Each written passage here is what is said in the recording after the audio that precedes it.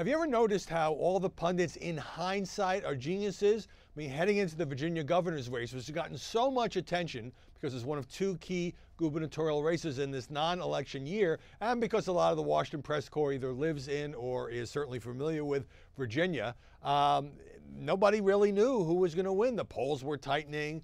Ed Gillespie, the Washington establishment lobbyist, former RNC chairman, former counselor to President George W. Bush. Nobody wanted to count him out against a guy who most people weren't familiar with, Ralph Northam, the Democrat, the lieutenant governor, who was clinging to a small lead, but ended up being a blowout for Northam, and adding that to New Jersey. Now, of course, all the prognosticators are saying this was not only a great day for the Democrats, certainly was a morale boost for the Democratic Party, but it means the entire landscape has changed. Most of the voters hate Trump. The Democrats are going to win the House next year and all of that. Now, I usually sit here and say that these off-year elections are decided mostly by local factors and have nothing to do with the larger national picture. You can't really say that this year about Virginia. Exit polls, for example, showing that half the people, or just about, voted in part because of Trump, and of those, 2-to-1 voted against Trump. It was a very big Democratic margin for Ralph Northam.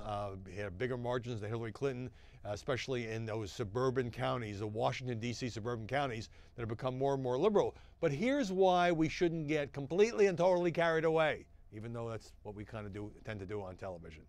So Virginia, which was not the case when I was growing up, is becoming more and more of a blue state because particularly of those D.C. suburbs. The 4 out of the last 5 elections in Virginia for governor were won by Democrats. The 2 senators from the state Commonwealth of Virginia are Democrats.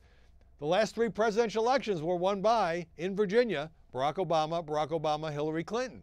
So it's possible that no Republican candidate this year could have won.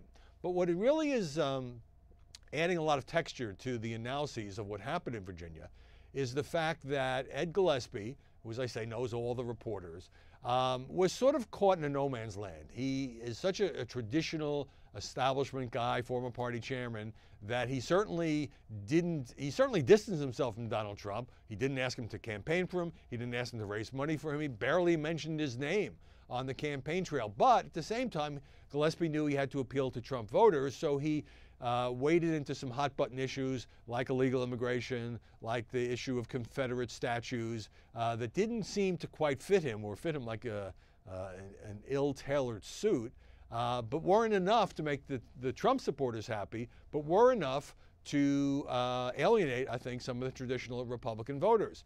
But even so, I mean, Gillespie might have done fine, might even have won if the Democratic turnout hadn't been up. And that's largely because of Donald Trump. But it's very different to say that the Democrats had a very good day in Virginia and New Jersey, and to make the leap that, well, therefore they've got the momentum and the resentment of Trump, and they're looking good to take over the House.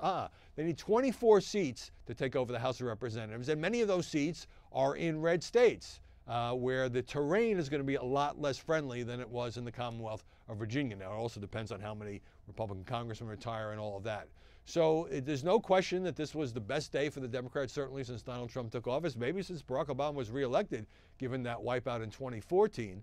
But at the same time, those of us in the prognostication business ought to be really careful about extrapolating too far a pair of gubernatorial elections and what that means for 2018.